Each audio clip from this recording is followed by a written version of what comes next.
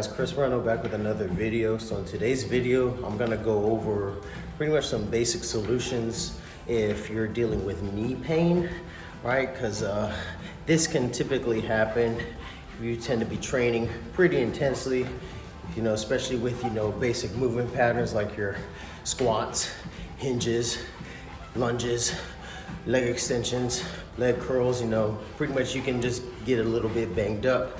And more often than not, when it comes to dealing with knee pain, it's not because of the knees themselves, unless you were involved in an incident where the knee was directly affected, you know, such as like how a football player experiences an ACL tear. You know, that's like one instance because the knee is actually moving while the planet or the foot remains planted, right?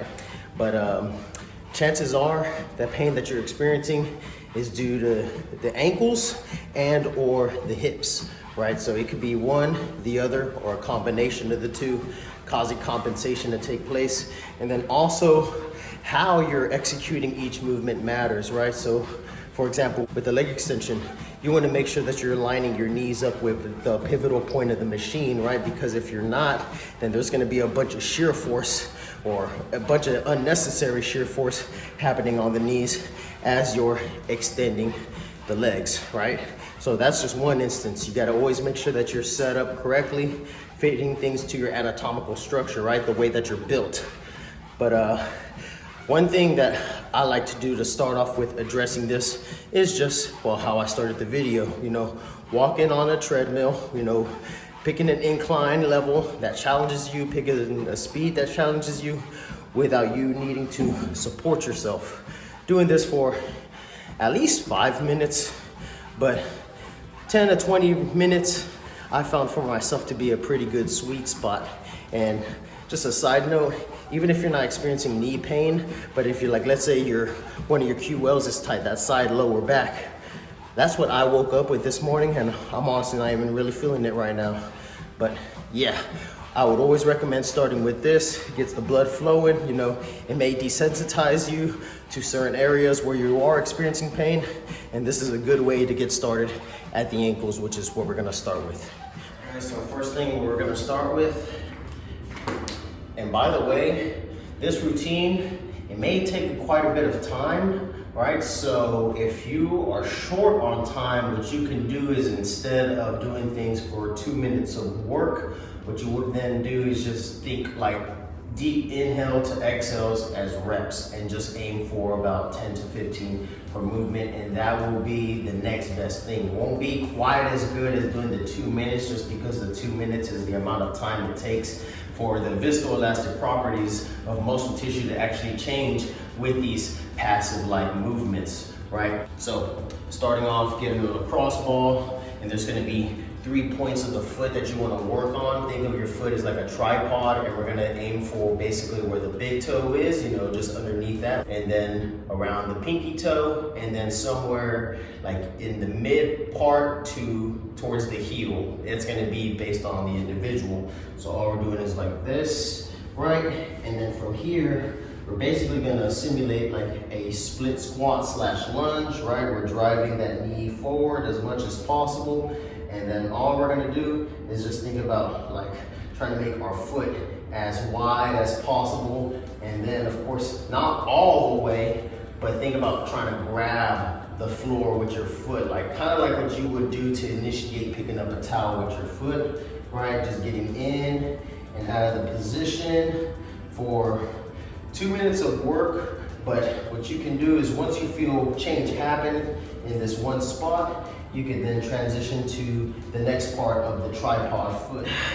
Any tightness going on at the bottom of the foot can definitely be alleviated with this.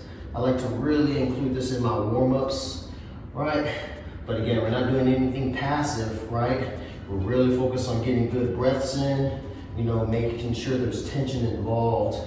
But once you get 2 minutes of work, you of course then do the other side, because you always want to do both sides, no matter if you just feel pain on one side or not. The next thing we'll then do,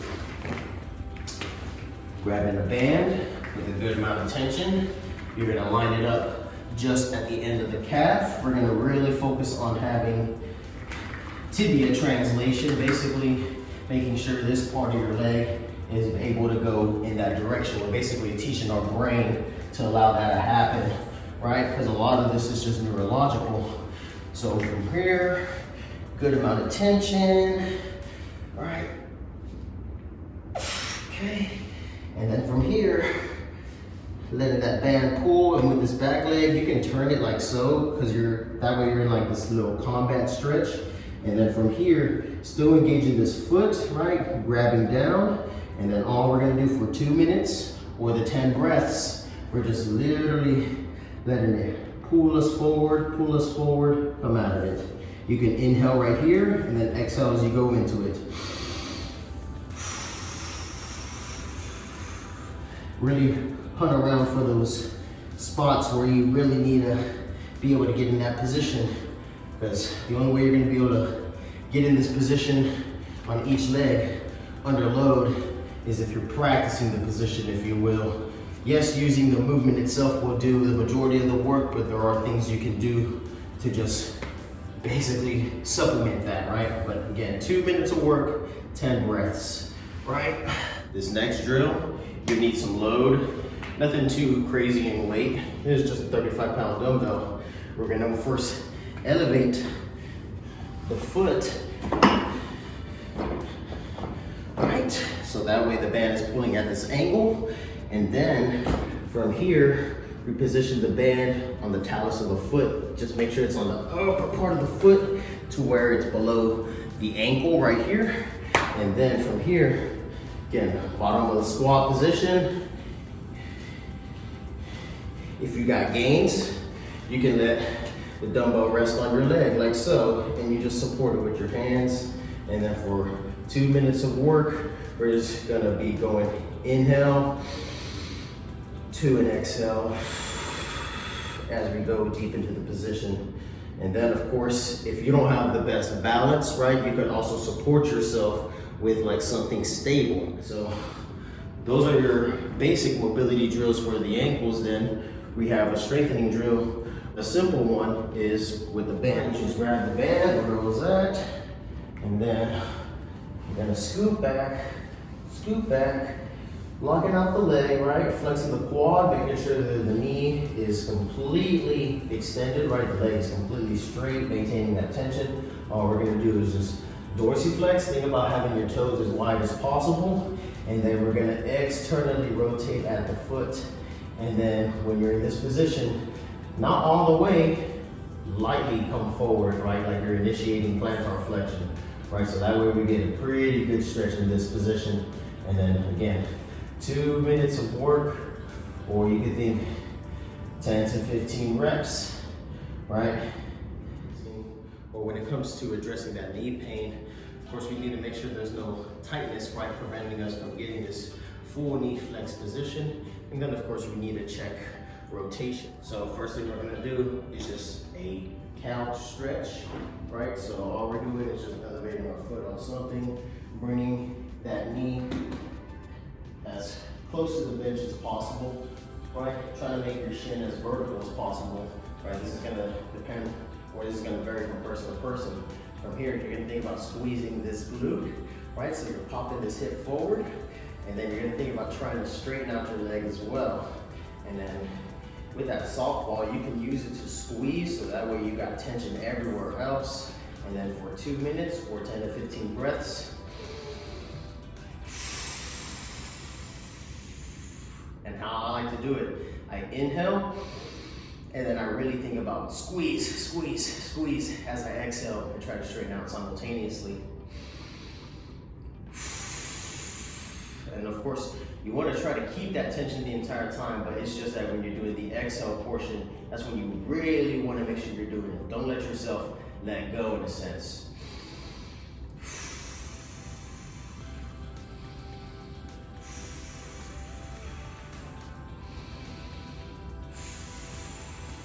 And when you're done, come out of it slow. You don't need to stand up right out of it, right? Always get in and out of stretches slowly, right? And so now what we need to do is just check that overall rotation. So one good way to start with that is going to be, depending on, think like your level at this, is going to be a pigeon stretch. So I recommend starting with it all the way flat, right? Put your foot and your shin like so, nothing too excessive, and then you bring this back leg like so. Think about driving downward into the bench with this knee as you keep the toes up on this foot, chin down, and then think like a Romanian deadlift, hinging at your hips, right? Once your hips stop traveling backward, then you can support yourself. Get your 2 minutes of breathing in through the nose, and then full exhales out the mouth, right? And if this isn't too bad, what you can then do is change the angle, right? So the foot is higher than the knee. Same thing. Boom. Yeah, this one's where I need it. And then you just do the same exact thing. Hinge, hinge, hinge, hinge, hinge. Support. 2 minutes of work. Slowly get out of it. Support yourself. Coming down. There we go. Now we want to make sure there's a strengthening drill involved, right? We need to make sure we're training the movement pattern. The basic one is a squat. So of course, you do not have to start on a bench. If you have a yoga block, you can use that. If you have bumper plates, you can stack 2 together, 3 together, right? But you do not have to start with this. I'm just using this for the sake of the video and what I have readily available. What we're gonna do is, of course, engage the foot, right? We're grabbing down. We're thinking about driving this foot through the bench the entire time. And then just like in a squat, we want to initiate hip going back and then simultaneously driving this knee forward, right? As much as you can go. If you start experiencing pain right here, just stop just short above that, pause, and then come out of it slow. So we're trying to do this slow and controlled. I'm gonna go as much as I can right there. And I'm supporting myself with the foam roller. And just like any strengthening drill, you want to make sure you're breathing and bracing correctly. So you want to think about inhale through the nose, belly blow, embrace, cap it, and then execute the movement, right?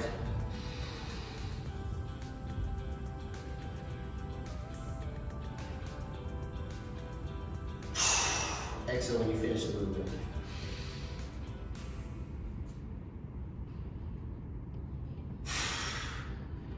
10 to 15 reps, 1 to 3 sets, depending on your needs. But yeah, guys. So the last drill is these hip airplanes that will help address any hip instability issues that's causing knee pain to occur. You're just going to begin in a single leg deadlift position, and you can stabilize yourself using a wall or anything readily available to you, but we're just focusing on moving at the hip, using it like a ball and socket joint that it is, going in and out, working towards a good 5 to 10 reps, 1 to 3 sets depending on your needs. But yeah, guys, let me know if this helps. But yeah, guys, try it out if you have knee pain, if you feel snapped up. And again, just like anything, it may take more than one time doing it. But if you found the video helpful, like the video, share the video, comment, subscribe. I'll see you guys in the next one. You have a good one. Keep stacking wins. Peace.